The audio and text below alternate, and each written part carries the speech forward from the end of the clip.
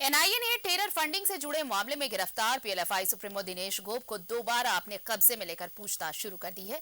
यह पूछताछ 5 जून तक दिन के 10 बजे तक की जाएगी। पूछताछ पूरी होने पर 5 जून को अदालत में पेश करना है। एनआईए के विशेष न्यायाधीश एमके वर्मा की अदालत ने 4 दिनों की पुलिस रिमांड पर लेकर पूछताछ की अनुमति दी है। एनआईए ने 5 दिन की पुलिस रिमांड की मांग की थी। एनआईए ने इससे पहले 22 से 30 मई तक 8 दिन की पुलिस रिमांड पर लेकर पूछताछ की है।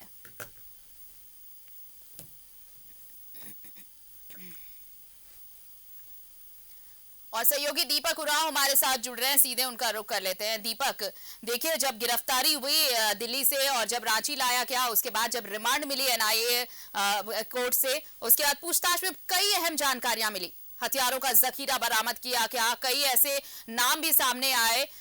उसके बाद आप देखिए, अभी 2 दिन पहले जिप्सी भी जो जमीन के अंदर गाड़ कर रखी गई थी वो भी सामने आया। यानी कि बहुत कुछ पूछताछ में सामने आया। अभी और भी बहुत सारे ऐसे सवाल हैं जिनके जवाब ढूंढे जाने हैं, इसलिए 4 दिन की और रिमांड, जिसमें गहन पूछताछ होने वाली है दिनेश गोप से।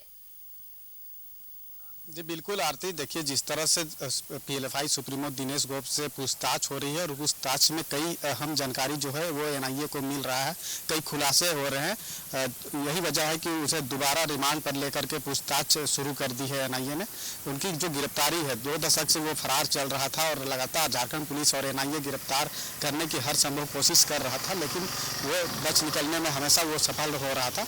और बीते 21 मई को जिस तरह से झारखंड पुलिस और एनआईए ने संयुक्त कार्रवाई करते हुए दिल्ली से उन्हें धर दबोचा और गिरफ्तार करने के बाद कड़ी सुरक्षा के बीच रांची लाया गया और 22 मई को एनआईए की विशेष अदालत में पेश करके रिमांड की मांग एनआईए के द्वारा की गई थी, जिसमें 8 दिनों की स्वीकृति जो है वो अदालत से प्रदान हुआ था। 8 दिनों तक उनसे पूछताछ हुई और उस पूछताछ में कई अहम जानकारी एनआईए को मिला। खासतौर पर अगर बात करें तो दिनेश गोप की निशानदेही पर खुट्टी के इलाकों में और गुमला और सिमडेगा के इलाकों में अभियान भी चलाया गया और उस अभियान में कई सफलता भी मिली एनआईए को। खासतौर पर अगर बात करें तो 2 नक्सली को भी धर दबोचा गया दिनेश गोप के निशानदेही पर। साथ ही साथ भारी मात्रा में हथियार और गोलियां भी बरामद की गई थी, जिसे भी बीते 30 मई को विशेष अदालत में प्रोड्यूस भी किया गया।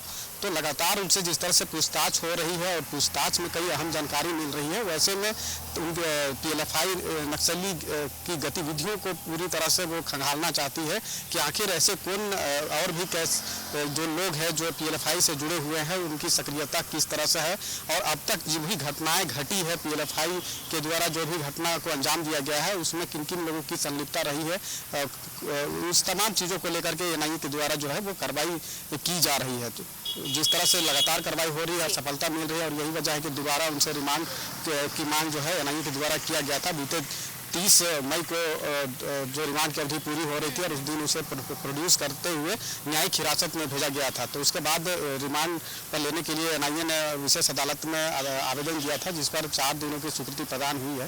तो 5 जून तक उनसे पूछताछ होगी। 10 बजे का जो समय है उस समय पर एनआईए की विशेष अदालत में प्रोड्यूस करना है। और ये जो पूछताछ होगी, खासतौर पर पूछताछ होगी कि टेरर फंडिंग से संबंधित मामले में, चूँकि जिस तरह से नक्सली कोई भी संगठन होता है, खासतौर पर अगर बात करें पीएलएफआई की या फिर अन्य जो नक्सली संगठन है, उनका जो संगठन चलता है लेवी के पैसा से। तो लेवी का पैसा जो पीएलएफआई के द्वारा लिया जाता था ठेकेदारों से, बड़े बड़े व्यापारियों से, पूंजीपतियों से, तो वो पैसा का जो इस्तेमाल है वो किस रूप से किया गया है, क्या उस पैसा का इस्तेमाल कह सकते हैं कि उद्योग में या व्यापार में भी लगाया गया है।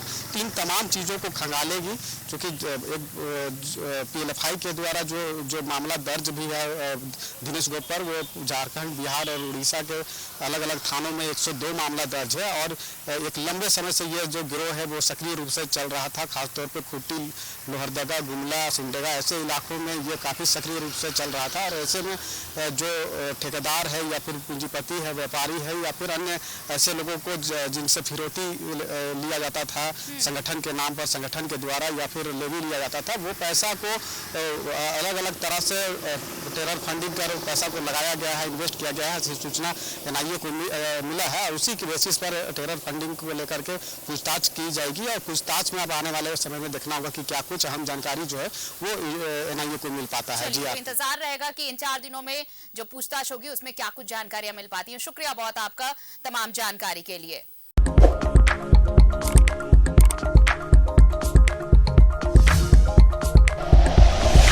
Like and share videos, subscribe करें हमारा चैनल और प्रेस करें बेल आइकॉन। न्यूज़ 11 भारत, सच है तो दिखेगा।